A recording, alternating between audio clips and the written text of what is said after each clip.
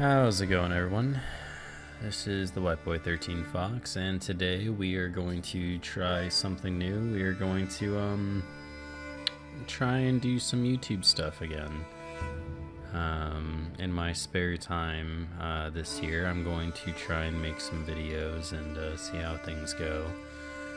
And I suppose we're going to start with Manor Lords today. So Manor Lords is an early access game. As you can see based on this message, it's been like 7 years. Still working on it. I only hopped in this last year. I happen to think it's an awesome game. So it's kind of like a colony sim. You set up your village, get some infrastructure, get some economy going, become self-sufficient, take over further land, yada yada yada. That's the gist that I understand. I'm not all-knowing in this game, however, so I'm not going to pretend otherwise. We will be Fritz. We will be this grumpy old man. We'll go ahead and set up our banner here. Oh, green. That's not like the worst thing in the world. It's very Christmassy. I don't mind it. So there we go. Our banner, I called it. So here's your scenarios. You have Rise to Prosperity, which basically looks like you just have to become a large town. You don't have to worry about engaging in combat. The standard, which I play, so I refer to it as the standard, restoring the peace. So basically there's another lord that's off the map, and he controls 2 territories at the start, and you control 1 territory in your map. He's going to start pushing claims. You need to start pushing claims. Eventually you want to unify all those territories under your rule, push him out of the land. And then here's on the edge, grow your city race forces as quickly as you can. It looks like this is kind of like a survival, and then reach the large town. So I don't know about that, but and then looks like they're gonna have more coming soon. So we're gonna go ahead and do restoring the peace. We're gonna keep it at the default settings. So our end goal is to claim all the enemy lords' territories. No AI opponents other than that other lord. That is the off-map adversary. He may start pressing claims towards my regions after he runs out of neutral regions to start claiming. We will have raiders every 2 years. It'll be 2 years before our first raid happens. There will be 1 bandit camp, so on and so forth. We'll be starting in spring. Everything else is pretty standard. And then you do have 3 maps here: the Germanic Valley, the High Peaks, and the Winding River. I've only ever played Germanic Valley, so we're going to keep familiar territory here and do that. Now, hopefully we have a good starting area and good starting resources. I just saw a pond there, so it looks like we're going to have fish for food. Okay, so we have 2 food-rich resources. So I did try to start a video yesterday and get a village going. Unfortunately, there's an issue with the recording software due to user error, unfortunately.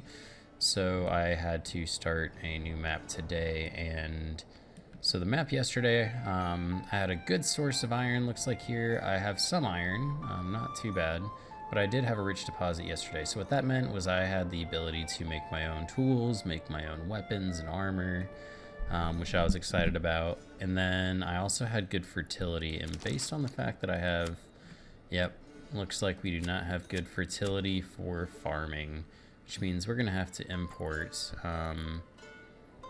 stuff for our tavern, and if we want bread and so on and so forth, for clothes, or we'll have to get one of these other territories that's hopefully got more fertility, but that comes down to a race against the opposing lord. So Hildebolt von Beirut, he is the opposing lord. That's just some bandits, but he controls these 2 territories, and as the game progresses, he will start to lay claim to all these other territories. So hopefully we get a stake on one of these neighboring ones close to us. Looks like they should both be pretty good with fertility, with farming. So, and on the bright side, yesterday I was also in the middle of the map here in Leidenfeld, essentially. So I didn't have immediate access to this trade point. In this save, it looks like we will have access to that trade point more immediately so. So trading should be quicker, hopefully, for my limited understanding of this game. Alright, so without further ado, we're going to go ahead and start getting into constructing our settlement, or getting it started. So, we do have the wild animals over here, so what that means is we do not want to deforest any of this when we start building our logging camps and all that stuff. We want to keep this zone very safe. We do not want to disturb this, because that is a rich source of food for us. That will provide us a lot of hides to create leather, give ourselves clothes and shoes. It'll also provide a lot of meat for our people, and then we have this fishing pond over here, so we can also get food that way. So in terms of developing our colony, I will probably, even though our stuff's all kind of set up right here, I hate to say it, I'm probably gonna push it a little farther.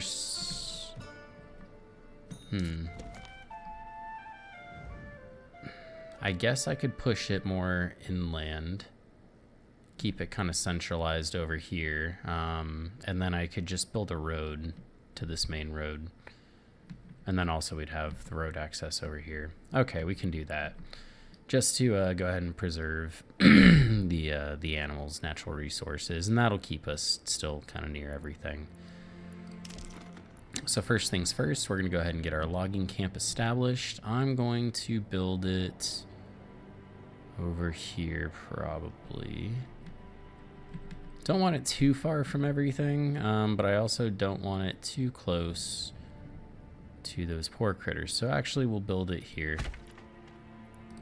And then to connect it, we'll kind of build a road going up and out. Okay, and that'll connect it to that main road there. And now our people will start constructing that logging camp. You want the logging camp very first thing, because once you're out of timber, you're out of timber. So if you get carried away, start building other things ahead of time, and you run out of timber without your logging camp, you are SOL. Sip on my morning coffee, even though it's 11 in the afternoon. So, victory condition, dominance. Build up your town, your manor, and when ready, press claim towards other regions owned by your opponents. Once a claim has been pressed, be ready for battle. I will unite these lands under my rule. As you can see up here, we have a little homelessness icon. We have yet to establish homes for our citizens, but once they get this logging camp going, we will also get a hunting camp going first, just so that we get the meat and the hides, and then we'll start worrying about their housing situation. So I don't want to an easy thing in this game to do is get carried away with planning ahead of time and queuing up too many things to build at once. Like, I want, my church over here, houses over here, market over here. Well, you're gonna overload your logistics system. You only have one ox, this little guy right here at the beginning, to haul timber from one point to another, and that goes for the logging camp, that goes for construction, that goes for, I believe, transporting goods from certain buildings to another, like from the logging camp to the storehouse, or even to the saw pit, so on and so forth. So just keep that in mind when you're building. Don't get carried away. I've had to learn the hard way. Alright, so this is from old Hildebolt. I have heard of your renown. I only seek to defend my rights and my honor against those who would wrong me. I hope you will not judge me by the rumors and slanders that some may spread about me. Signed and sealed. Yeah, we're gonna write you back. You have no rightful claim to these areas. Enough said. So as you can see, they're constructing our logging camp. Looks like they're waiting on one more log. And then they will finish building it. And how this game is set up here, as you can see, we have 10 population in total, 8 males, 2 females, 5 level 1 families. And how this game is broken up is, as you see, I have 5 unassigned families. So once this logging camp's built, instead of assigning a person to it, I will assign a family. And that entire family will be dedicated to working that building. The one member of the family will be actively, doing the job, and the other 2 will be, transporting the goods or helping out with the job in whatever way necessary. So, all right. So we've got that set up. Next, we're going to go ahead and set up our hunting camp. And we will probably set it up over here. Once again, as everything is going to be pushed kind of westwardly here, maybe northwest. Yeah, maybe this stretch over here will be kind of set up in. So we're just going to kind of put it more that way. We'll go ahead and build that road. I'm going to go ahead and do it straight up, because I know we're also going to have a mine right over here at some point for that stone. Okay, and once that hunting camp is set up, then we'll go ahead and we'll start laying out residential plots.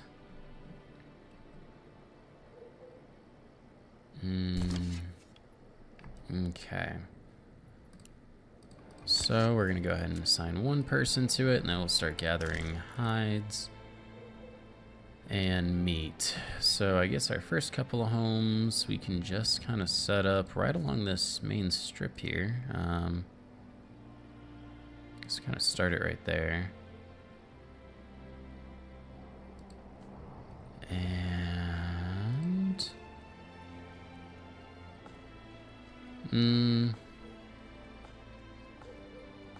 maybe not so much just that yet.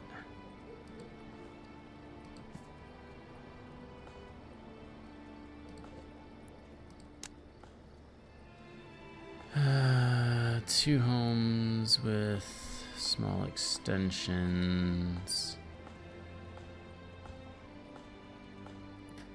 Yeah, we'll go ahead and do that to start off. And so what those icons were, the big house was the burgage, or the shack itself, the house itself. And then the smaller one with the plus, that was an add-on that we can add. It's like a smaller little carriage house or guest house, essentially, that we can tack on, and that will allow for a second family to live on that same plot. So that'll open up space for 4 families. And then for the final plot, we'll go ahead, and this one's gonna be set up just a little bit different. This one I want to set up so that they develop a big old vegetable garden for our village. And that will give us some extra food. Okay. Boom. Just like that. So they will use that entire add-on area as a vegetable garden when I end up queuing that construction up. Another thing, well, once they start developing those burgage plots, then we'll get into all that later. So when you're in the construction menu, up here you can see that we have 3 timber and ready to go, 0 planks, 20 stone. Speaking of which, we're gonna go normal speed while I'm talking because I just thought about something else. 20 stone, 10 tools, so on and so forth. So that's all your construction resources. When you're out of the construction menu, you have your general overall resources. So your construction kind of summed up, your food. So we got 4 meat, 13 bread. Start off with 20 bread. We're starting to collect some meat. Firewood, which once we start building these homes, it'll start being consumed. I believe it's each family uses 1 firewood a month. And we'll get into all that and how to get that in a little bit. Crops, you know, crafting materials. As you can see, we're already collecting hides, so on and so forth. And then over here, you have months remaining before your supplies run out, and it's broken down by food and fuel. So we have 3 months of food left, and for fuel, well, no one's consuming, so it's practically unlimited for the moment. Now, in order to keep these guys from chopping down our friendly neighbors over here, the animals, we're just going to assign them a work area, and we're going to confine it to all of this over here. So that means they will only be working on, essentially the forest right here, I suppose, because that is the edge of the territory. It's a little bit smaller of a plot than I'm used to working with, but that's okay, because I usually have way more room than I know what to do with. So this will be an interesting way to go about things. Alright, and so there goes our first house. And so once we click on the house, yep, now we can expand the living space. But before we do that, we're going to let them finish the other 2 houses. Once again, don't want to overload the queue. So each burgage plot needs access to water, church, you know, fuel, food, and clothing stalls, which those are in the marketplace, and we'll get into that later on. And then the church, you eventually need to build a church. We'll get into that later. Water access, it's as simple as building a well over one of these, you know, underground water areas. You just need to build it somewhere near the homes. So since I know I'm going to have a mine over there, probably not going to build much right here, I'll go ahead and just throw this right here. And that'll be immediate access for those homes. So if they catch fire for any reason, or any of our other buildings catch fire once we start getting industry going, they can run over to the well and start dousing out the building. I will admit, however, I've never seen them actually put out the building before it burns down. It usually just burns down. Okay.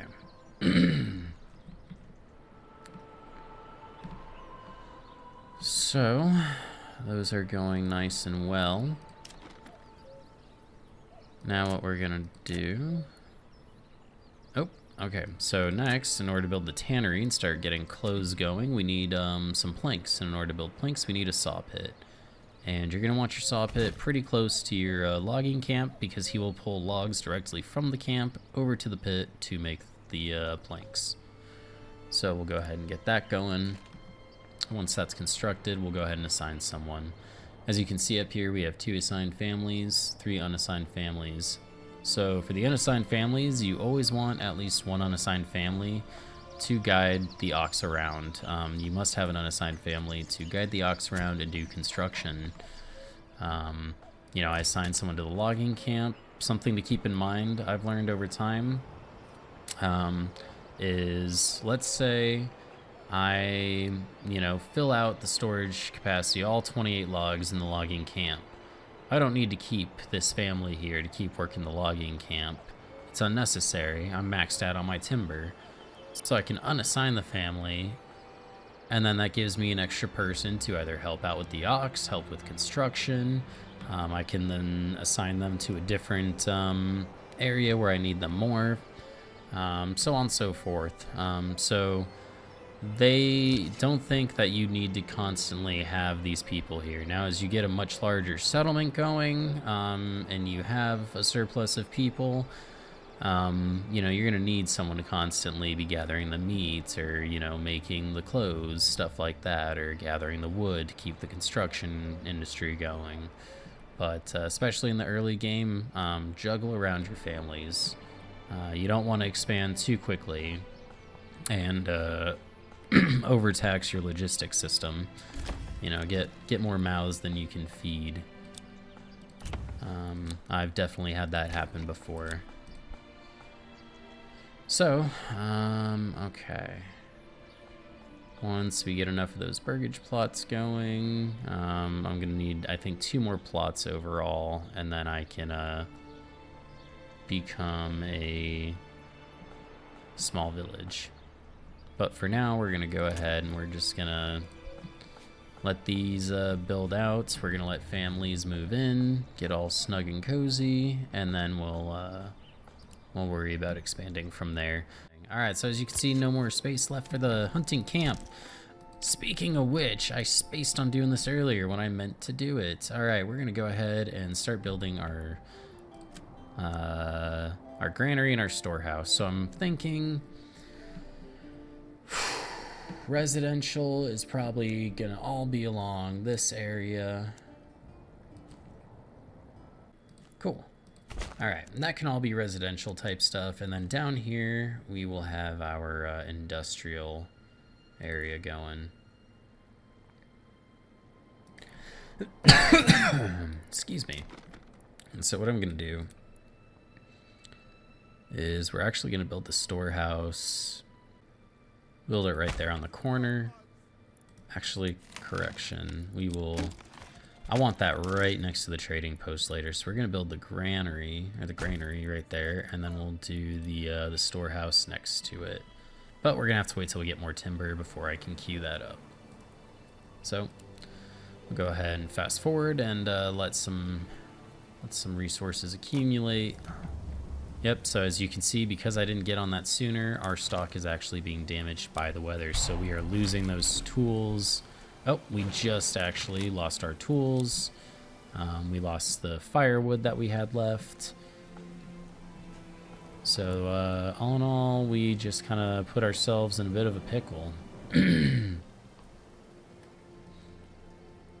But thankfully, we have a bunch of unassigned families. So we should be getting some extra hands here soon. And we're going to go ahead. I'm going to build an extra hitching post so I can order another oxen if at all possible. Just to kind of help out with the resources and early construction. I highly recommend that in your first steps you get you build a second hitching post and order a second ox. It will greatly improve your early game experience. So as you can see, we only have 2 months worth of food. Oh, looks like for fuel, we still have 7 months somehow. Not too sure how that's working out unless they're just burning the timber.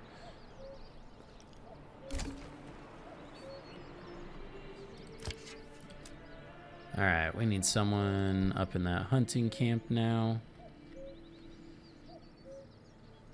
So if you can see over here, approval, it is down to 48%. In order to get more families to move in, I need at least 50% approval. So now that we've got the homes going, people have homes, but we need to get like firewood going so that they have that. That'll make them happier. Then we'll build a market, and they will start getting that food and the clothing and you know, their firewood, and they'll be much happier campers then.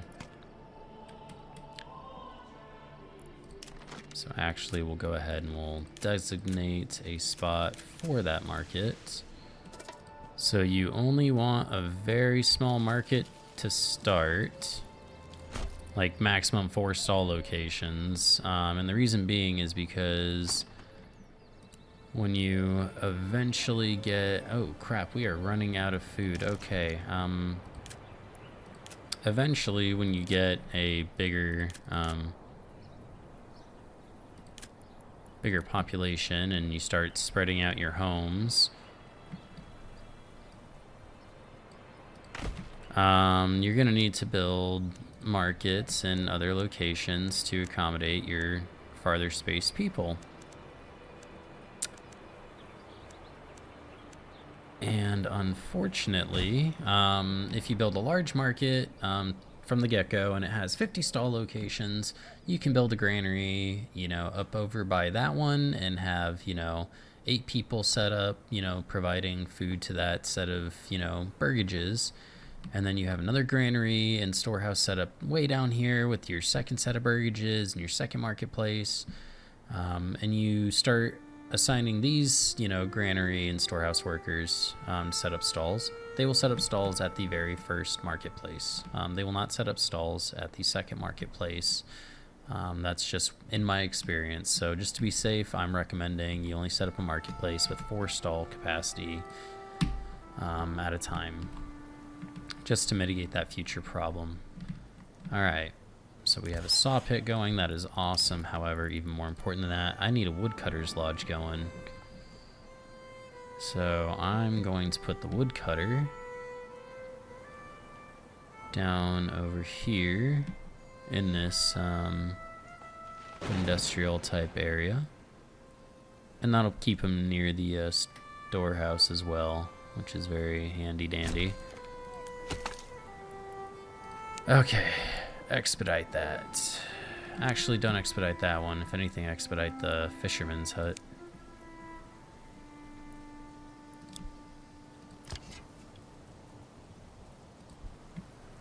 Alright, so we do have 2 oxens now, so they should be helping out. One should be helping out with the logging camp, the other one should be helping out with the construction of everything. So that's nice. We're gonna set that to highest. As you can see, they are currently dragging that over there. Cool. Alright, we're gonna go ahead and fast forward, let things develop.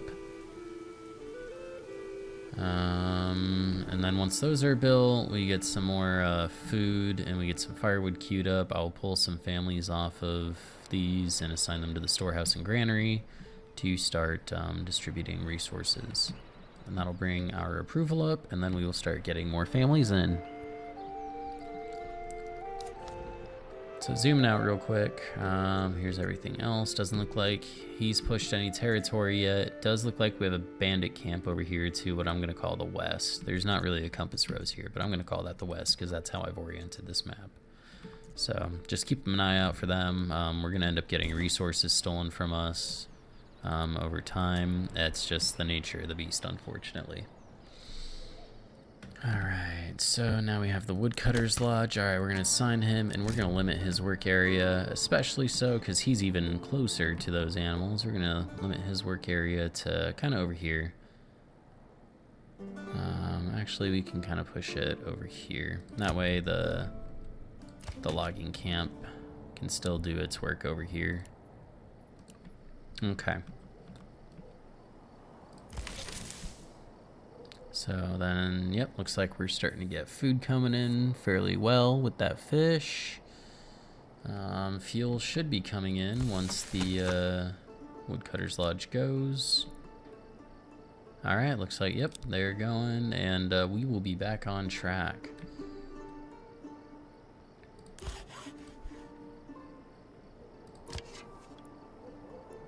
Go ahead and pull him out of that hunting camp. It looks like his storage is too full for him to do anything. And we can move that hitching post down here. Just bring him a little closer. If anything, we will actually assign one of those oxes to the logging camp to help him out with his duties, and that should expedite that process. And then once we have enough timber, I'll pull him off and assign him to one of these buildings, either the storehouse or the granary. So, all in all, we're making good progress here.